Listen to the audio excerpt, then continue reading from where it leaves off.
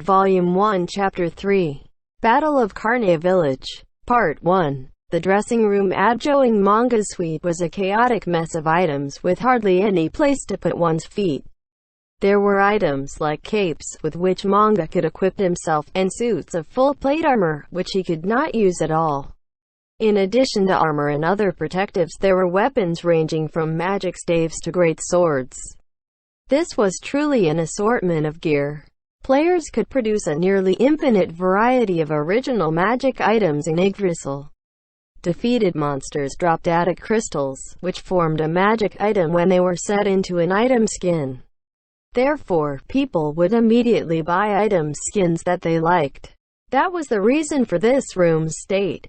Manga picked out a great sword from the weapons in the room. Freed from its sheath, the silvery blade sparkled in the light. The runes carved into the blade's body sparkled as well, etching themselves into any onlooker's eyes. Manga swung the greatsword around. It was as light as a feather. Of course, this was not because the blade was light, but because Manga was very strong. Manga was a mage and his spellcasting stats were very high, but his physical stats were lower in comparison. Still, the strength he had gained from reaching level 100 was not an inconsiderable figure. If he encountered weak monsters, he could easily pulverize them with his staff. Manga slowly took a fighting stance, and then a loud sound of metallic clanging ran through the room. The sword he had been holding a moment ago was now on the ground. The maid standing by in the room immediately picked up the great sword and handed it to Manga. However, Manga did not pick it up, but looked at his empty hands. That was it. That was what confused Manga. Although the realistic NPCs made him think he was no longer in a game, the annoying sensation that bound his body made him feel otherwise. In Yggdrasil, Manga had no levels in warrior classes, and so he should not have been able to use a great sword. However, if this new world was reality, it only made sense that he should have been able to wield it. Manga shook his head and decided not to think about it. After all, he would not be able to find the answer no matter how much he pondered. Tidy this up. After Manga directed the maid to clean up, he turned to look at the mirror that almost covered the entire wall. What he saw was a clothed skeleton. He should have been afraid after seeing what his body had become, but Manga was unmoved. Indeed, it even felt natural to be that way. There was another reason for this besides being used to this look from his time in Yggdrasil. That reason was that his mind had been changed, along with his body. The first sign of that was the fact that whenever he felt an intense surge in his emotions, he would immediately calm down, as though something was suppressing it. Another thing was that he could not feel thirst, hunger, or fatigue. There might have been something resembling lust, but he had felt no excitement even when he was caressing Albedo's soft breasts. A terrible sense of loss filled Manga, and he instinctively glanced down to his waist.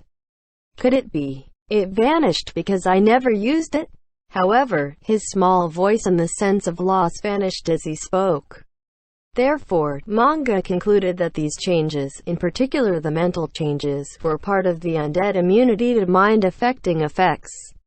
Right now, he possessed an undead body and mind, but there were some remnants of his humanity left. Therefore, even when he experienced emotions, if they surged to a peak, they would be immediately suppressed. If he continued on like this, he might end up losing all his emotions in the future. Of course, even if that happened, it would hardly be a big deal, because no matter how this world turned out or what happened to his body, his will was still his own. In addition, the NPCs like Sheltir and so on would be by his side. Perhaps worrying about becoming undead was premature. Create greater item. Once Manga cast the spell, his body was sheathed in a suit of engraved full-plate armor. It glowed darkly, and its surface was covered in gold and silver patterns. It looked very expensive. He moved around in it to see how it felt. Although it was somewhat restrictive, he was not immobilized.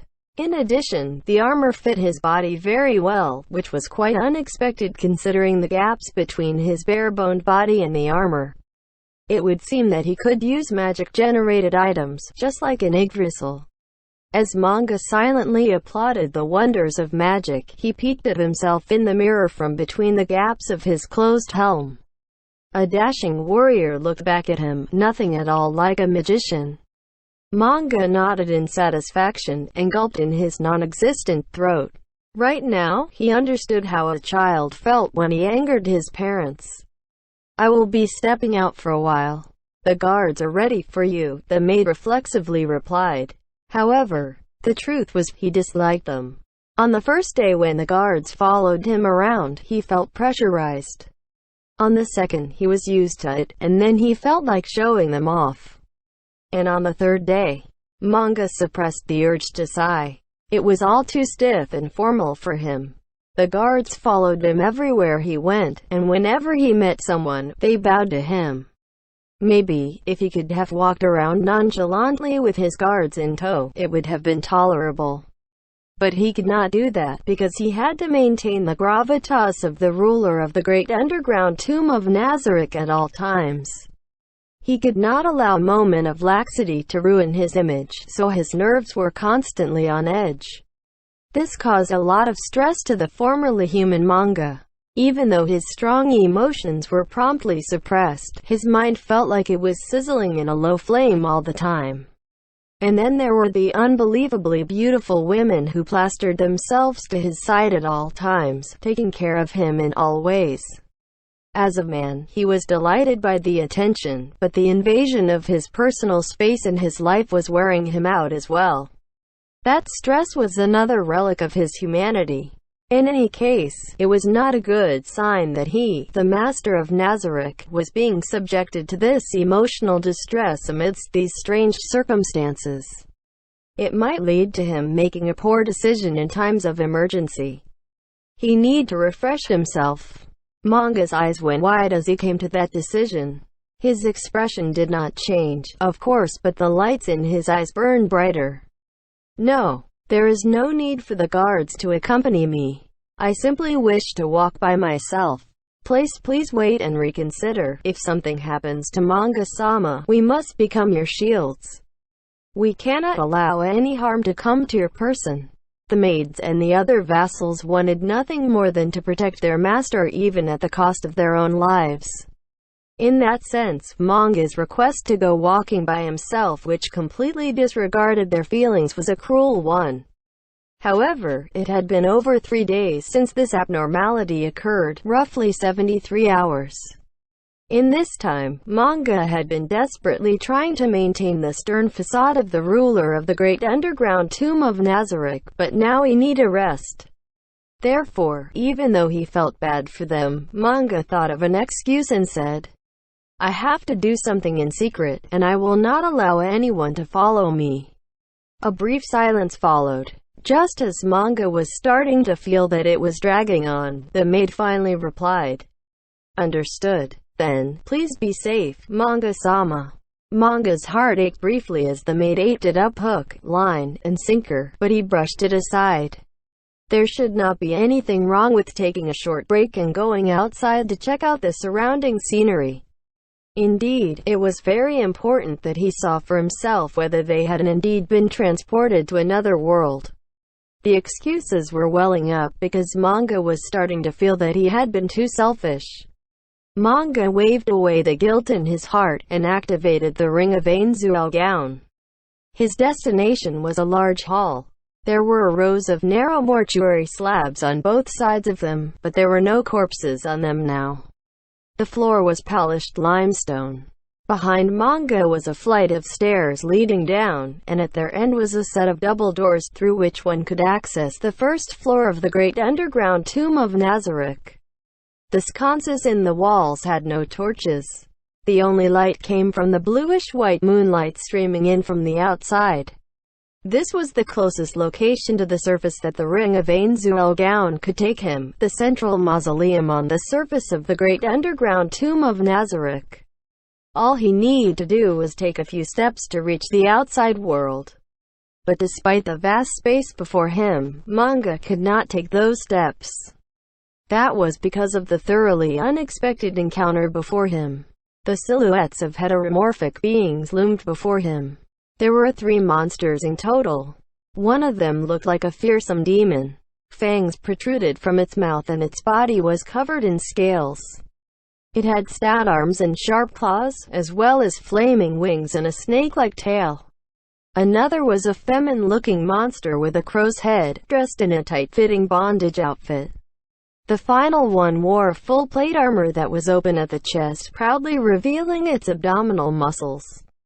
If not for the black bat wings and the 2 horns protruding from its temples, it might have been mistaken for a beautiful young man.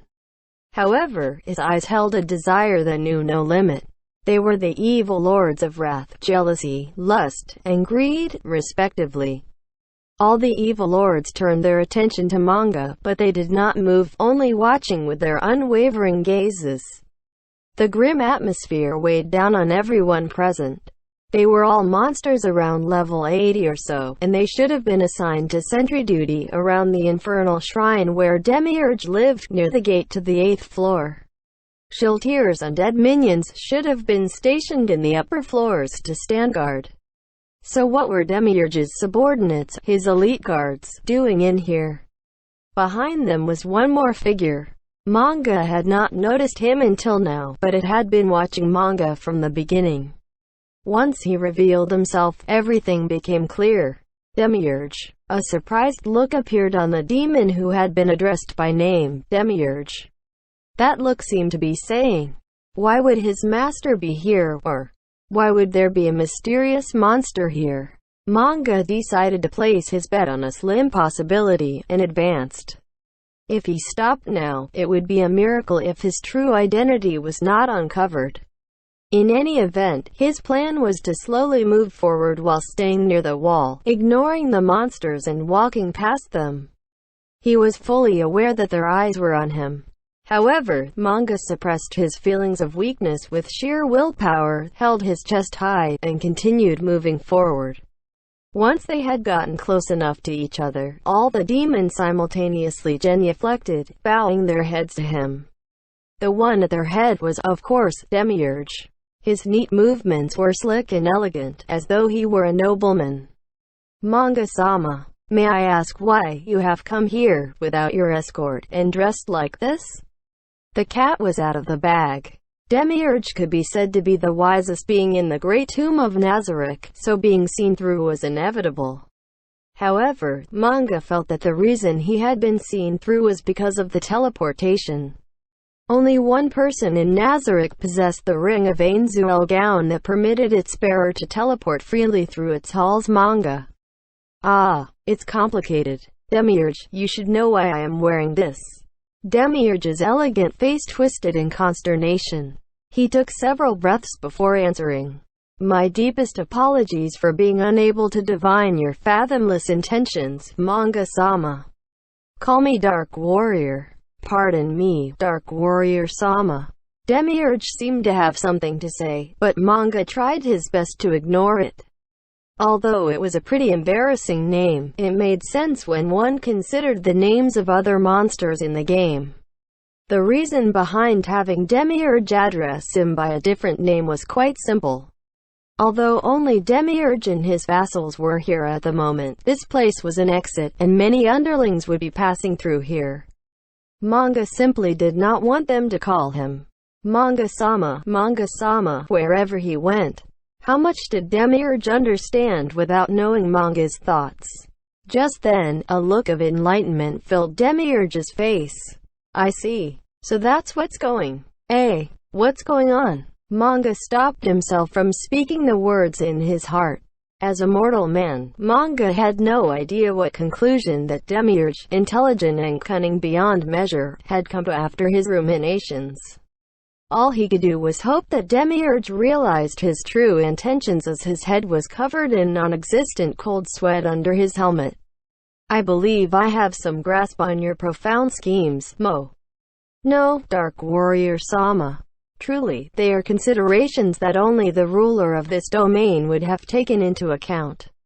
However, I cannot allow your noble self to proceed unaccompanied. I am aware that it may inconvenience you, but I hope that in your boundless mercy, you will permit one of us to escort you. It can't be helped. Very well, I will allow one person to travel with me. Demiurge smiled elegantly. My deepest thanks for humoring my selfish request, Dark Warrior Sama. Just call me Dark Warrior, you can dispense with the honorifics. How could I? To do so would be unforgivable. Of course, I can obey such an order while acting as a spy performing special missions, but within the great tomb of Nazarick, how could anyone not show the respect due to yourself, Manga-sama? No, Dark Warrior Sama. Demiurge's passionate monologue moved Manga little, and he could not help but nod in approval. He mused that being called Dark Warrior would lead people to mock him for having such a lame name, and he lamented picking that alias so casually. Forgive me for wasting your valuable time, Mo Dark Warrior Sama. Then, you lot will wait here for orders, and explain to the others that I am on the move. Understood, Demiurge Sama. Well, it seems your subordinates approve as well. Then, Demiurge, let us be off. Manga walked past the bowing Demiurge, who raised his head and followed his master. Why was why was Dark Warrior Sama dressed like that? I don't know, but there should be some reason for it. The remaining evil lords muttered to each other in confusion. After all, they had not seen through Manga's disguise because he teleported here. Manga had no idea of knowing this. But the denizens of the great tomb of Nazarick, or rather, all of Ainzu-Elgaon's servants radiated a certain aura that the servants could sense in order to determine whether a stranger was friend or foe. Within the guild, the aura of the 41 supreme beings that ruled Nazarick, now reduced to Manga alone, was enough to tell them that the one before them was their absolute ruler. They could sense his mighty presence from a distance, and they could not have mistaken Manga for anyone else, even through his full plate armor. They would have seen through Manga's disguise immediately, regardless of how he arrived. It was easy to differentiate his aura from the others in Nazarick. The doors to the first floor swung wide, and someone climbed the stairs. Judging by the aura that came from the stairs, the newcomer was a guardian. The evil lord saw the beautiful face of the guardian overseer, Albedo, rising from the steps. They went to one knee as they realized that they were in the presence of someone who was the equal of their master, Demiurge. To Albedo, the vassals kneeling before her was merely natural, and she paid them no heed as she looked around. Only after Albedo failed to find the person she was looking for did she turn back to the evil lords. She spoke without addressing anyone in particular. I don't see Demiurge around. Where is he? A Dark Warrior Sama passed through just now, so Demiurge Sama decided to accompany him outside. Dark Warrior Sama. I don't recall a name like that among the servants. Which servant did Demiurge accompany? A floor guardian following a lowly servant. How strange. The evil lords did not know how to respond, and looked at each other. Albedo smiled gently to the evil lords. Could it be that mere servants like you dare to deceive me? Her tender, final warning made the evil lords shiver, and they realized that they could not keep hiding things from her. When Dark Warrior Sama came here, Demiurge Sama concluded that he was a person worthy of our respect. Manga Sama came here. Albedo's voice seemed to crack a little, and so the evil lords calmly replied. His name was Dark Warrior Sama. And his guards? Did Demiurge receive some notification from Manga Sama? But I already arranged to meet him, so does this mean Demiurge did not know Manga Sama was coming? Forget it, I need to change and bathe. Albedo touched her clothing. Her clothes were dirty from her work. Her hair was tangled at the ends, as were her wings. However, such petty imperfections could not begin to diminish the appeal of a world-class beauty like Albedo. It was insignificant, like the loss of a point or two out of 100 million. However, to Albedo, even the slightest blemish on her appearance was a mark of failure. She could not show this filthy self of hers to the man she loved so dearly. The nearest bath. the one at Sheltier's place. But then she might get suspicious. Although I'll just have to bear with it. You lot, go to my room and get my clothes. Quickly. Just then, one of the evil lords called out to Albedo, who was pacing around. She was the demon general of jealousy. Albedo-sama, though this might be rude, would your present attire not be better? What do you mean? Albedo angrily retorted as she stopped in her tracks. She thought the other woman wanted manga to see her in this unkempt state. No, I simply meant that a beautiful woman like yourself would be best served by showing the signs of your hard work. In the end, you will still benefit, will you not, Albedo-sama? The other evil lords added their suggestions. By the time you could bathe and prepare yourself to meet Manga-sama, Dark Warrior-sama, much time would have been wasted. It would be a shame to miss a good opportunity because of that. I see, Albedo mused. They had a point. That makes sense. It seems I panicked because I have not seen Manga-sama for such a long time. I can only meet Manga-sama after 18 hours. Don't you think 18 hours is too long? Yes, it is. If only I could finish laying out the administrative framework and return to Manga-sama's side. Then I'd better not waste time griping and find Manga-sama. Where is Manga-sama now?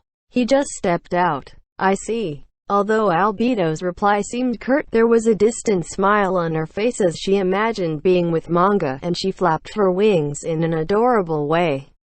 She walked past the evil lords with hurried steps. The footsteps suddenly halted, and Albedo asked the evil lords again. For the last time, do you really think Manga-sama will approve of seeing me dirtied like this? After leaving the mausoleum, Manga was greeted by a beautiful sight.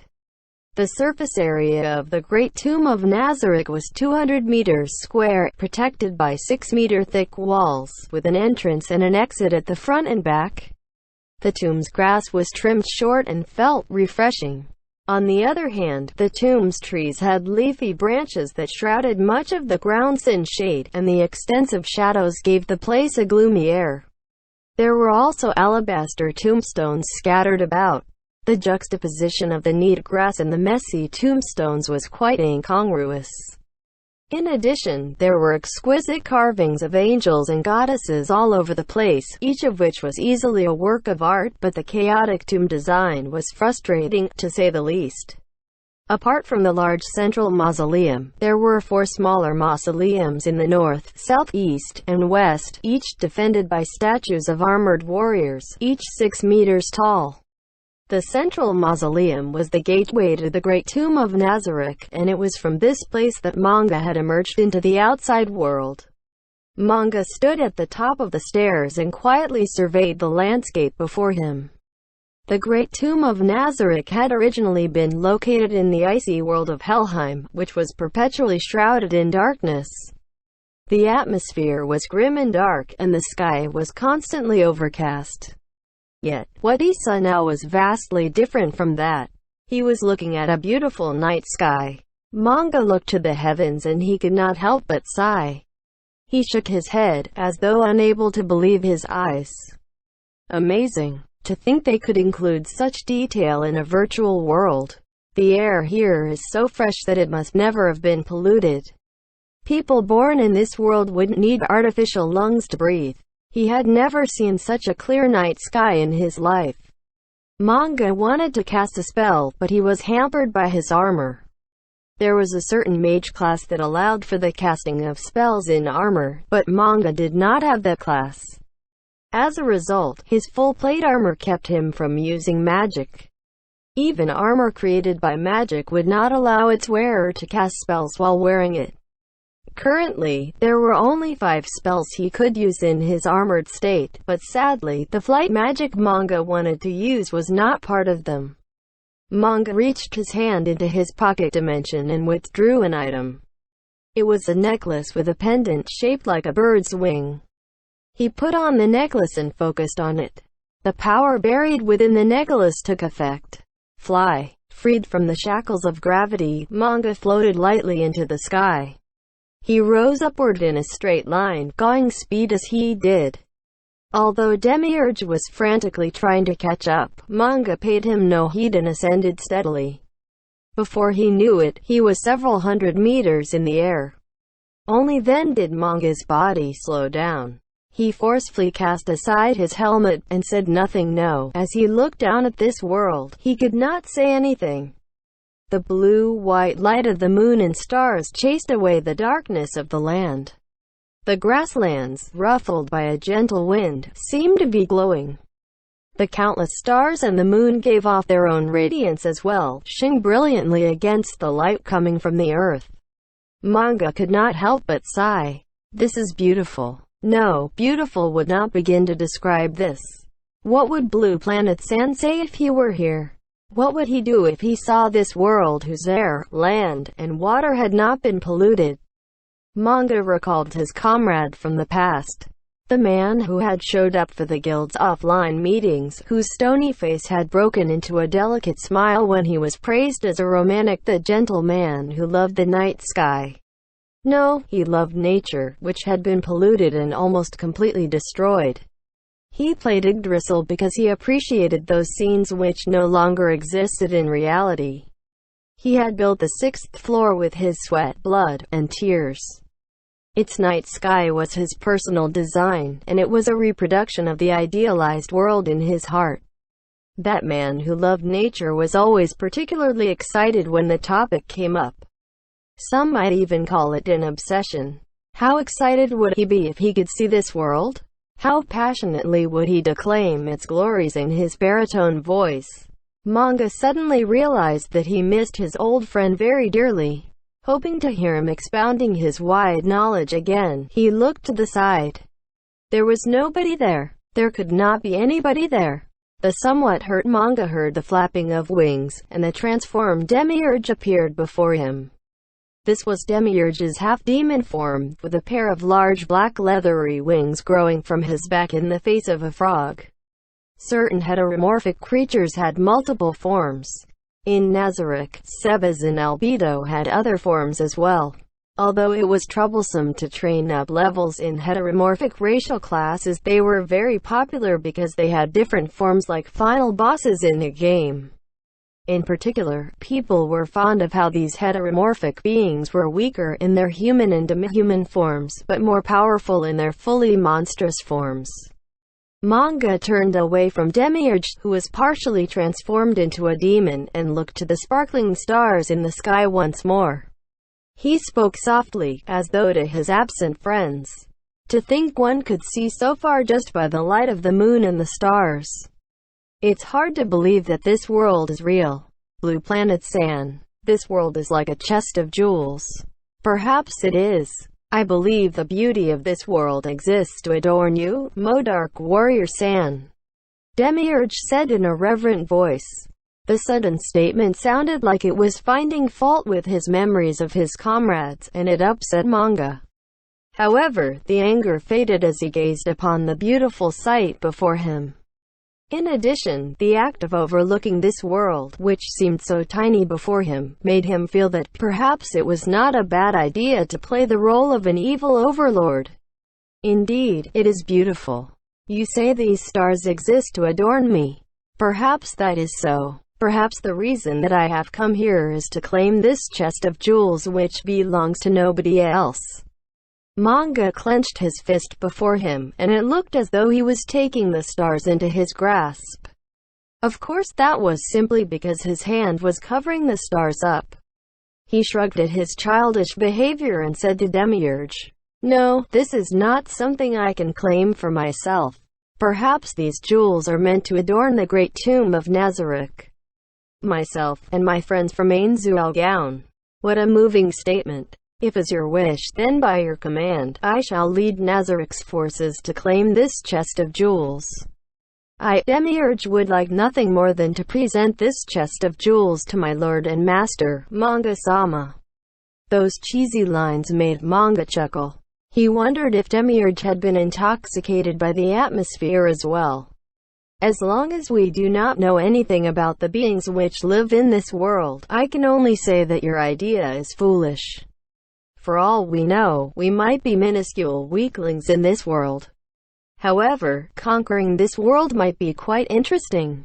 Conquering the world was something that only the villains in children's shows would say. The fact was that conquering the world was not easy. And then there was the matter of ruling the world after conquering it, preventing insurgency and maintaining public order, as well as all the other problems that came with ruling a host of nations. When one thought about these things, one would realize that there was hardly any point in conquering the world. Manga knew all of this, but he still spoke of conquering this world, because seeing its beauty awoke that juvenile desire within him. In addition, as he was getting into the mindset of being the leader of the dreaded guild, Ainzuelgaon, those words accidentally fell from his mouth. And there was one more reason. Albert-san, Lucifer-san, Variable Talisman-san, Bell River-san. It was because he remembered what his former guildmates had once said. Let's conquer one of the worlds in Yggdrasil. He knew that Demiurge, the wisest mind in Nazarick, would understand that taking over the world was just a child's joke. If Manga had seen the smile that had spread across Demiurge's frog face, he would surely not have left matters at that. But Manga did not look at Demiurge, instead turning his gaze to the horizon, where the infinite expanse of the earth and sky met. This is an unknown world. But am I the only one who made it here? Did the other members of the guild come here too? Although one could not play multiple characters in Yggdrasil, his comrades who left might have made new characters on the last day of the game. Also, given that he had been online so close to the forced log-off time, Hiro-san might have come here too. The fact was, Manga's presence here was an anomaly. The unknown circumstances that had brought him here might have brought his comrades who no longer played the game here with him. He could not contact them with a message, but there might be many reasons for that. They might be on a different continent, or something had changed in the spell's effect, and so on. I see. Then as long as the whole world knows the name of Ainzuelgaon, if his comrades were here, then the name of the guild would reach their ears. Once they found out, they would come over. Manga was that confident in the strength of their friendship. Deep in thought, Manga looked over to Nazarick, and saw a curious sight. A wave over 100 meters across was moving along the land as though it were the sea. Little ripples rose from the surface of the plains, slowly heading in the same direction as they fused together, finally becoming small hillocks as they approached Nazarick. The gigantic pile of dirt shattered against the sturdy walls of Nazarick, like waves crashing against the shore. Earth Surge. He used his skills to enlarge the effective area, as well as his other class skills. Manga muttered in respect. In all of Nazarick, only one person could use this magic. That's Mare for you. It seems camouflaging the walls is an easy task for him. Indeed. Mare has also recruited several golems and undead who are tireless to help. However, their progress is slow and hardly ideal. In addition, some gaps will be left after moving the earth, which will need to be filled with plants. That will only increase his workload further. Concealing the walls of Nazarick was a time-consuming task to begin with. The only question is whether he will be discovered as he works. How is our perimeter security? Our early warning net has already been constructed. We will know of the intrusion of any intelligent beings within 5 kilometers, and we will be able to observe them without their knowledge. Well done. However, this net is manned by the underlings, right? Demiurge replied in the positive, and Manga suggested it might be good to erect another security net, just in case. I have a plan for the security net. Put it into motion. Understood. I will discuss this with Albedo and then combine her suggestions with your orders. Also, Dark Warrior Sama. It's fine, Demiurge. You can call me Manga. Understood. May I ask about what you plan to do next, Manga-sama? Since Mare has carried out his tasks splendidly, intend to check in on him. I also plan to give him a suitable reward in person. A smile appeared on Demiurge's face. It was a gentle look that seemed completely out of place on a devil's face. I believe your thanks will be the finest reward he can receive, Manga-sama. My deepest apologies. I suddenly remembered something I have to do. As for Mare, it's fine. Go, Demiurge. Thank you very much, Manga-sama. As Demiurge spread his wings to fly off, Manga aimed for a point on the ground and landed, donning his helmet along the way. The dark elf near Manga's destination seemed to notice his descent and looked up, surprise written all over his face as he saw Manga. Mare ran over with a toss sound as Manga landed upon the ground. The hem of Mare's skirt fluttered around his thighs as his legs pumped up and down. For a moment, something peeked out from below, then vanished again. No, Manga was not interested in looking under Mare's skirt. He was just curious about what he wore underneath it. Manga-sama, welcome. Mare, there is no need to be nervous. Take your time and go slowly. If you're not used to it, you can also dispense with the polite language. Though only when we're in private, of course. I can't do that. How could I not speak respectfully to a supreme being? Actually, Nei-chan shouldn't be doing that too. It's terribly rude. Although he disliked children being so formal around him, Manga said. I see, Mare. Well, if you insist, then I am fine with it. However, I want you to know that I will not force you to do so. Why yes. Although, may I ask why you came here, Manga-sama? Did I make a mistake? Of course not, Mare. In fact, I came here to praise you. The expression on Mare's face went from fear that he might be scolded to surprise. Mare, your work is very important. Even with our security net in place, the inhabitants of this world may be over level 100. If we are faced with opponents like that, concealing the Great Tomb of Nazarick will be our top priority. Mare nodded furiously in agreement. Which is why, Mare, I wanted to let you know how satisfied I am that you have carried out your task. In addition, I want to tell you how relieved I am that you are the one handling this matter. One of the ironclad rules of society that Manga believed in was that a good boss should compliment the good work of his subordinates. The Guardians thought highly of him. Conversely, in order to have them continue to be loyal to him, Manga had to act in a way that was worthy of their praise. Allowing these NPCs that his guild members had made together to feel disappointment or betrayal because of his actions would shatter his golden record as a guildmaster. It would be like a mark of failure branded on Manga. Because of that, Manga had to be careful to maintain the air of authority befitting a ruler when he spoke to the NPCs. You understand what I'm thinking, don't you, Mare? Yes. Manga-sama. Mare might have been dressed like a girl, but the fact that he was a boy was evident from his panicked face. Very good. Then, for your hard work, I shall give you a reward. How could I accept such a thing? I was simply doing my duty. You deserve a reward for your good performance. It's only natural. It's not like that. We exist to give our all for the supreme beings, so working hard is only to be expected. This back and forth went on for a while, and the two of them could not meet in the middle. Manga decided to cut this sequence of events short. Then, how about this? In exchange for this reward, continue your loyal service to me. That should do it. Is that really all right? To cut him short, Manga produced the reward in question, a ring. Manga-sama, you've taken the wrong thing out. No way. It can't be right. That's the ring of Ainzuo Gown, a treasure which only the supreme beings possess. I can't accept a reward like that. Manga was shocked at how the unexpected reward was making Mare tremble. He was correct in that this ring was intended for the guild members. Only 100 of them had been made, so that meant that there were only 59 rings without owners, no, 58. As a result, they were quite precious, but the reason for this gift was not just as a reward, but the hope that it would be put to good use.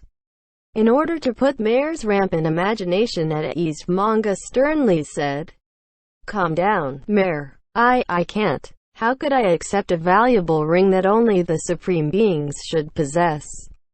Calm down, Mare. teleportation is blocked in the Great Tomb of Nazareth, and that generates all kinds of inconveniences. After hearing this, Mare slowly regained his composure. My hope is that during an enemy attack, the Guardians will command their respective floor's forces. At the same time, it would be quite sad if a Guardian was unable to move around freely due to the teleportation block. Therefore, I give this ring to you. Manga raised the ring on his finger high. It glittered brilliantly in the moonlight. Mare, I am pleased with your loyalty. At the same time, I understand your reluctance as an NPC to accept this ring which symbolizes us. However, if you truly understand my intentions, you will accept my orders and this ring with them. But why me? Shouldn't everyone else have gotten one too? I had intended to give the others these rings. However, you are the first. This is because I am pleased with your work. If I gave this to someone who did no work, then this ring would have no meaning. Or do you intend to devalue this ring? No, of course not. Then take it, Mare. After accepting this ring, continue working hard for Nazareth and myself. Mare nervously reached out his hand and slowly accepted the ring. Manga felt somewhat guilty as he watched Mare. The truth was that he had an ulterior motive for giving him the ring. That was because once Mare had the ring, it would be more difficult for people to tell that Manga was teleporting around. As Mare put on the ring of Ainzuel gown, it immediately changed its dimensions to fit Mare's slender fingers. He could not help but stare at the ring on his finger, sighing in relief. Then he turned to Manga and bowed deeply. Manga-sama, thank you for this great gift.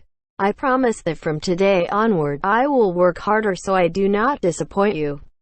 Then, I'll trust you with it, Mare. Yes. A determined look appeared on Mare's face as he gave his immediate answer. Why had Buka Chagama-san, who had designed Mare, dressed him like this? Was it to dress him differently from Aura, or was there another reason? Just as Manga was pondering this question, Mare asked a question of his own. Excuse me, Manga-sama. But why are you dressed like that? About that. Because I wanted to get away. Obviously he could not say that. Mare's eyes sparkled as he looked up to the troubled Manga. How should he bluff his way through this? If he failed here, all the acting he had done to appear like a commanding superior would have gone to waste. No subordinate would respect a superior who was trying to flee. Manga desperately tried to calm himself down, and then help came from an unexpected source. That's simple, Mare. Manga looked back, and his eyes were instantly drawn to the person he was looking at. A woman who seemed to be the embodiment of all feminine beauty stood beneath the moonlight. The bluish-white radiance played across her body, which sparkled in response. It was as though a goddess had descended from the heavens to grace the earth. Her black wings flapped, creating a gust of wind.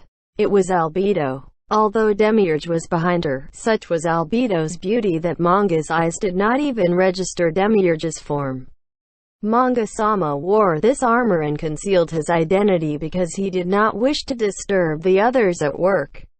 When Manga-sama approaches, it is only natural for everyone to stop whatever they are doing and bow to him.